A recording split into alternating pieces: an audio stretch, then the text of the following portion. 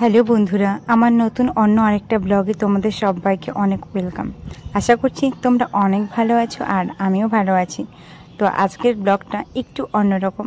আজকে তোমাদের সাথে আমি একটা সিম্পল টিপস শেয়ার করব, যেটা তোমরা টাইটেল আর থাম্বনেল দেখে বুঝেই গেছো।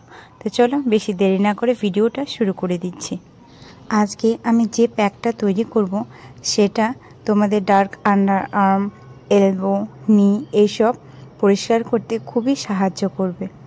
আর যে তিনটে উপকরণ আমি ইউজ করব, আশা করছি প্রত্যেকের ঘরেই এই তিনটে উপকরণ অ্যাভেলেবেল।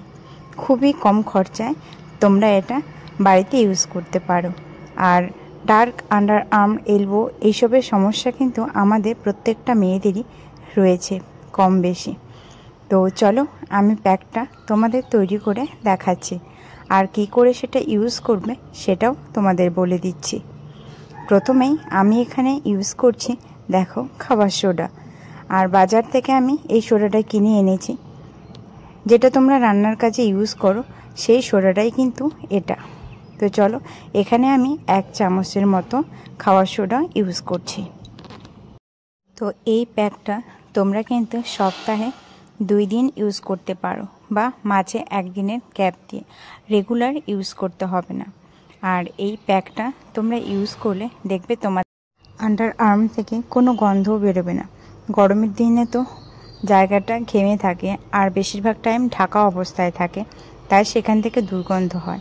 আর এই প্যাকটা ইউজ করলে সেখানে আর কোনো দুর্গন্ধ থাকবে না, যেটা তোমরা ইউজ করে দেখতে পারো। আর এখানে আমি দেখো ইউজ করছি একটা কোলগেট। আর অনেক ধরনের টুথপেস্ট পাওয়া যায়, তবে আমি যেটা সবচেয়ে বেশি ভালো সেটাই ইউজ করছি। তো এই কোলগেটটা সবচেয়ে বেশি এফেক্টিভ। তো এখানে আমি 1 চামচ পরিমাণ মতো কোলগেটও নিয়ে নিয়েছি। আর 3 নাম্বার যে উপকরণটা সেটা হলো লেবুর রস। তো আমি এখানে লেবুটা ধুয়ে ভালো করে কেটে রসটা দেখো চিপে বের করে নিয়েছি। আর এখানে তোমরা পরিমাণ মতো লেবুর রসটা নিয়ে নেবে। তো একটা লেবুর টুকরো রসে যদি না হয় তো তোমরা আরেকটা লেবুর রসের টুকরো নিয়ে নিতে পারো। তারপরে এই 3টে উপকরণ তোমাদের খুব ভালোভাবে মিক্স করে নিতে হবে।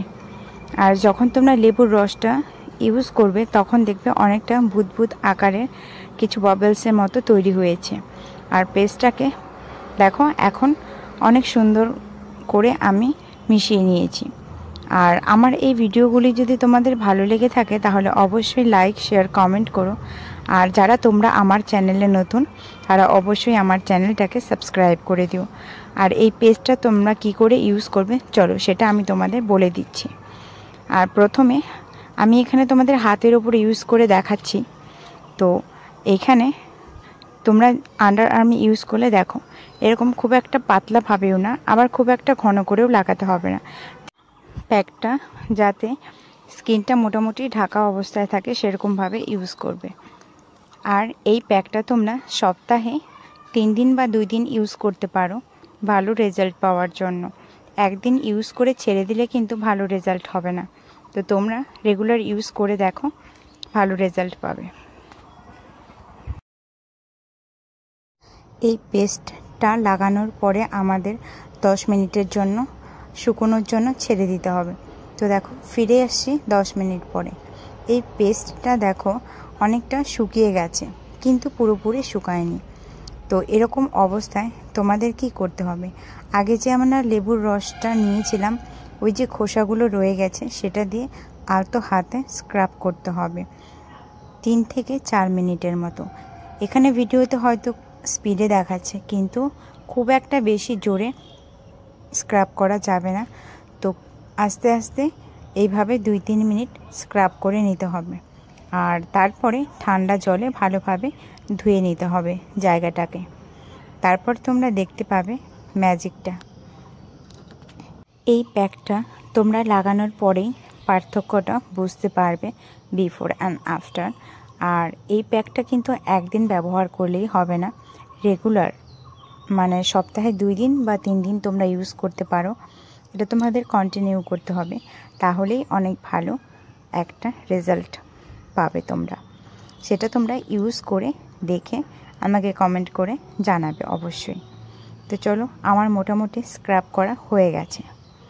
তো এখন ঠান্ডা জলে হাতটা ভালোভাবে ধুয়ে তোমাদের দেখাচ্ছি। এখানে হাতটা আমি ঠান্ডা জলে ধোয়ার পরে দেখতেই পাচ্ছ হাতের স্কিনটা অনেকটাই সফট মনে হচ্ছে, যেটা তোমরা নিজেদের গায়ে টাচ করলে বুঝতে পারবে।